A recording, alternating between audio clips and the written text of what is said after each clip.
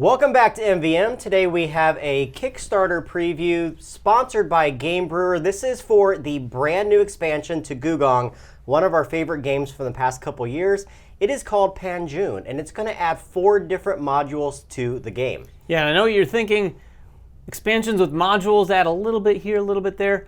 You put one of these things in there, it's going to have some pretty significant impact. If you use all 4, it's going to really change the game up quite a bit. Now, we're briefly going to summarize the game. You guys can always go back to our channel to watch some of the videos that we've already produced about how to play the game. What you're doing, though, is that in 1570 BC, the Emperor of China did not allow people to use bribes in China. Not exactly. Not exactly. You could give gifts, and the same thing is going to occur in this game. You have a hand of cards. You're going to be using these cards in a hand management style way in order to take actions in the various different locations on the board.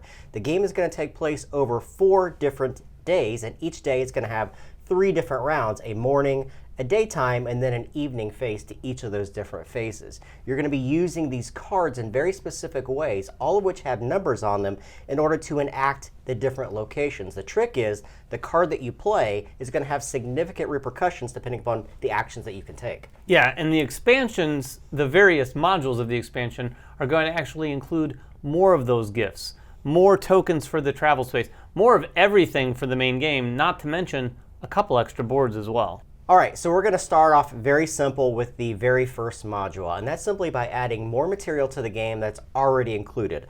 One of those are going to be a number of new gift cards. These gift cards have a range of numbers.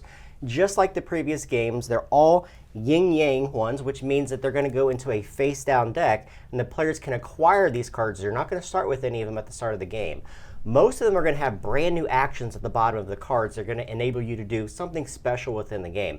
However, the one I really wanted to note was the number 10. This is the first time the game has included a number 10. It has no special power to it. However, it trumps basically anything. So anytime you use this number, you're going to be able to take the action of that space, no matter what. Yeah, in case you didn't remember, in order to take the actions fully of the space, you have to play a higher numbered gift than the one that's there, and then you just take that one in return. So the higher number gifts are important.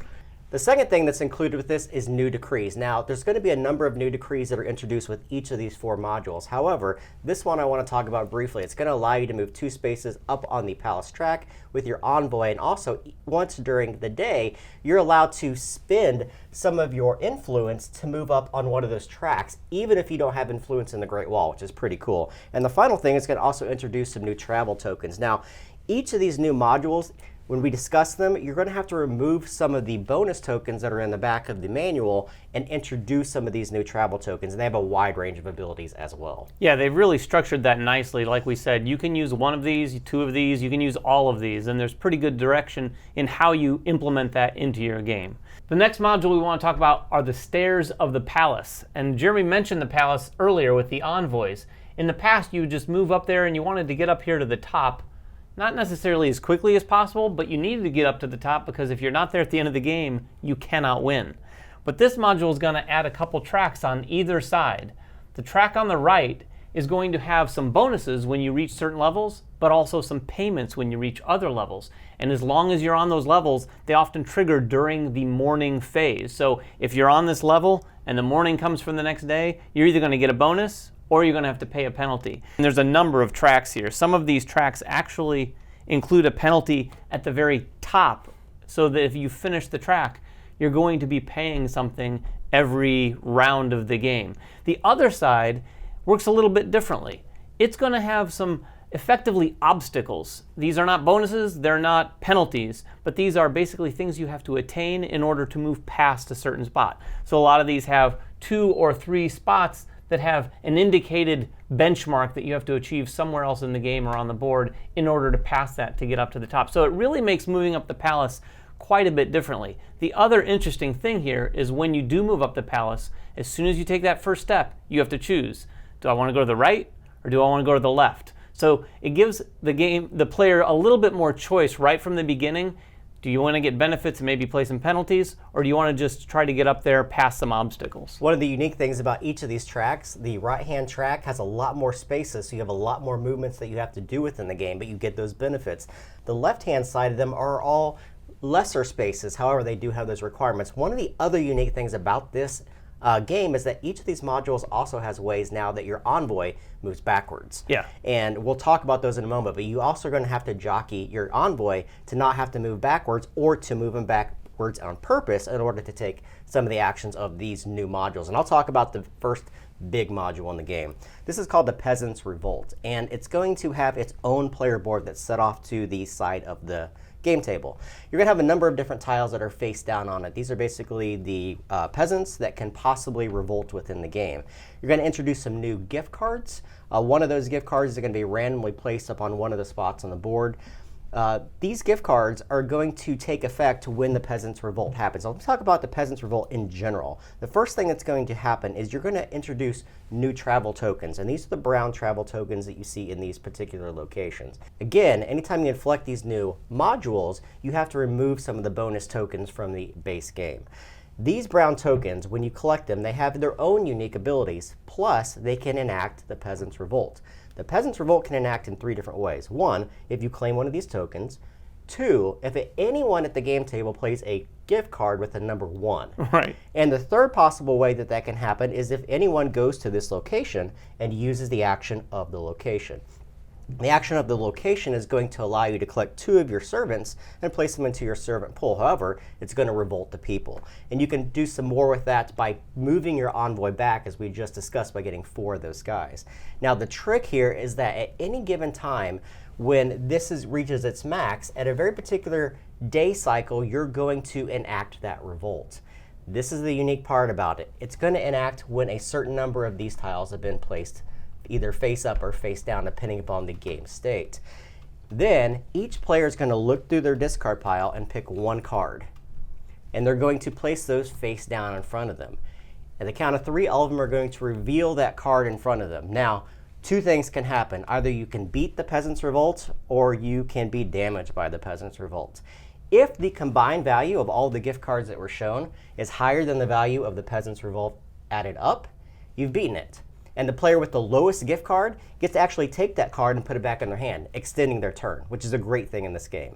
However, if the Peasants' Revolt is lower than this number, only the highest player gets to keep it, and everyone has to move back 1 step. So it's kind of this yin-yang thing that you're trying to balance to the game. Yeah, it's definitely one of the expansions or modules in this that hurts your head a little bit. You have to really think about that, because you could beat it, you could not beat it. Do you want to be highest? Do you want to be lowest? So there's a lot of thinky things in that module for sure. And not only that, but you're also adding a couple new decrees. Some of the decrees are going to actually introduce new tokens that can kind of change that bid that you're making when the Peasant Revolt happens.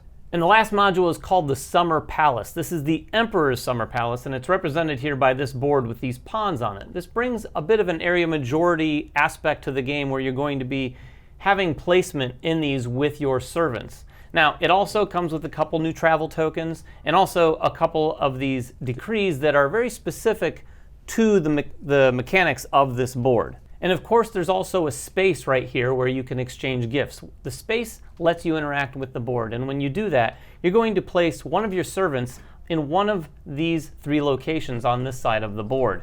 When you do that, it's going to increase your majority in those areas. You could also move your envoy back, like we talked earlier, down the palace track in order to place more servants out there. Now, some of the decrees that are here that are interesting, and there's one of 2 decrees here. The really interesting one is this one right here to me. This one, if you're able to get this decree, allows you to just put a servant every morning phase somewhere out here. So it's going to have a built-in mechanic so that you can have a little bit more presence in whatever one of those pawns that you want to place in. Now, what do the pawns do? A number of different things. One of them is going to give you neutral servants. These aren't temporary servants. These are just more servants that you're going to bring in to your pool or supply, which is where they're going to remain depending on how and when you've used them. This pool here is Jade. If you've played this game ever before, you know that Jade can be important. It is another source for Jade, so you can get 1 Jade from that if you have the majority there. And the last one here is the Court Ladies. Now, this might be probably one of the most interesting aspects of this, and maybe one of the more powerful of these 3 pawns. When you win this, you're going to get your corresponding Court Lady. What does the Court Lady allow you to do? Well, when you have your Court Lady, you can trade it back in to take a second turn in a row. So you take your turn, you can take another turn by trading in your Court Lady.